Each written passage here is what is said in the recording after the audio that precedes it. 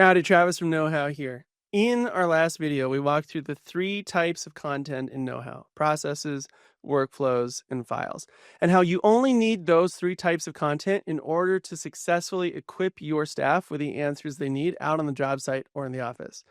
By the end of this video, we will have created our first process from scratch. Just you and me, we're going to do it together. It's going to be a lot of fun, and I bet it's going to be way quicker than you thought was possible. Let's jump in.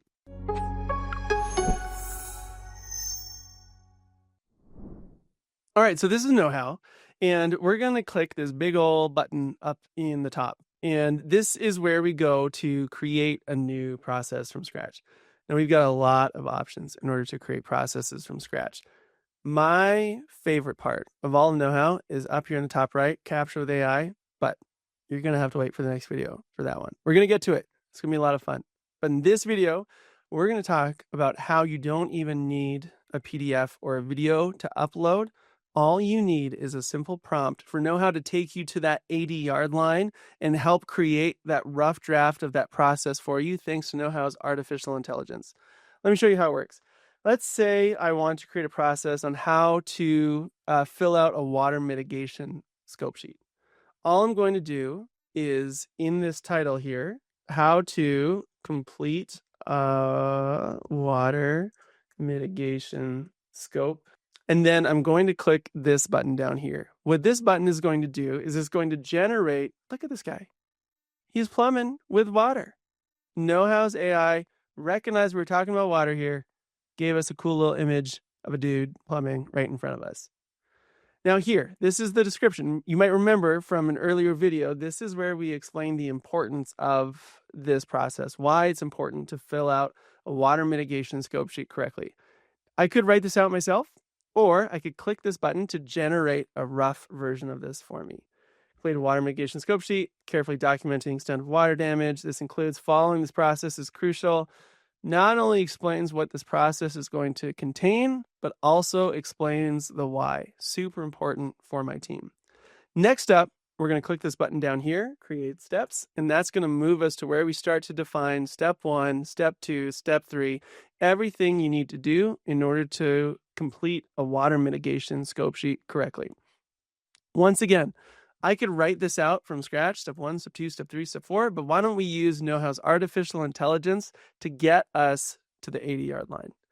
So I can decide if I want a super concise, bam, bam, bam, bam, bam, just give me the nuts and bolts here, standard, hey, somewhere in the middle, or a super detailed description of everything you need to do to complete a water mitigation scope sheet. Let's go standard this time. I'm going to click that pencil, and now as artificial intelligence is going to start walking us through step by step everything you need to do to complete a water mitigation scope sheet.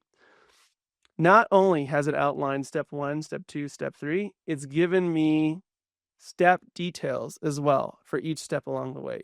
So first, gather necessary tools and equipment, affected areas, sketch or diagram, document the damage, determine the scope of work. So let's do this one here. This one I think is okay. Based on your assessment and documentation, determine the scope of work. I think we can go better here. So I'm going to highlight all of this. And you'll remember I can add images, I can add links, I can add videos. In this case, what I want to do is I want to go a little bit deeper. So I'm going to click this extend button. It's going to rewrite this going into greater detail. So look at this. Now we've added. This includes identifying essential actions such as drying affected areas, disinfecting to prevent mold growth. All of this here. We've gone way deeper thanks to KnowHow's artificial intelligence. Now, if you've got videos that you want to attach, if you have photos of what a good estimate looks like, depending on the carrier you're working with, this is where you upload those photos. In this case, this took us to the 80-yard line, and now I'm going to have that expert on my team, or if I know how to do it myself, I'll get it the rest of the way there. But you can see how KnowHow's artificial intelligence took what could be an hour, 2 hour, 3 hour long process trying to figure out, okay, how do we like our water mitigation scope sheets created, and turn that into seconds with the power of artificial intelligence. Pretty remarkable. Finally, we're going to go to this page. And again, we're going to have to show some self-restraint because there's a bunch of buttons that we will click on in future videos.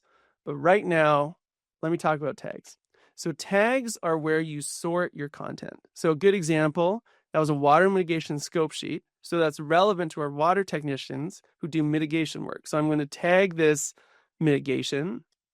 I might also have a water restoration tag or a water tag here. And so this is important because later when we get to creating your workforce, creating the roles and setting up so all water techs automatically get trained in how to become a good water technician, we might include this process. And so tagging is the way that we're going to make that link to make it super easy for water technicians to find water tech content. Another great thing about tags is this is how you determine privacy as well, including these advanced settings, which we'll get into in a second. So let's say I have a finance process. Let's say this is a process on how to review KnowHow's P&Ls, how to review your company's P&Ls at the end of every month. This is probably not something you want your entire staff to know. So I might add the tag finance here. And then when I go to these privacy settings, I've got a few options. First, public, available for everyone in your organization. Everyone can find it. Unlisted means no one can find it unless you send them the direct URL. If they search, if on their own homepage, it's not going to come up. Only if you send them the URL will they be able to see it. And then there's custom. So custom is where you can say, I only want managers to be able to see this content, not team members. So maybe this is how to conduct a performance review, something like that. Or you can toggle this on and off, only users with a matching tag. So remember how we talked about this was a finance process and I might not necessarily want my entire company to be able to see this process. If I have this toggled on, only users in the finance team that have the finance tag will be able to see this process. No one else will be able to see it on their homepage or search or anything like that. This is how you can customize who can see each process. Think of it in 3 layers. First, who do you want this process to like naturally bubble up to? So like water techs should see this process on their homepage.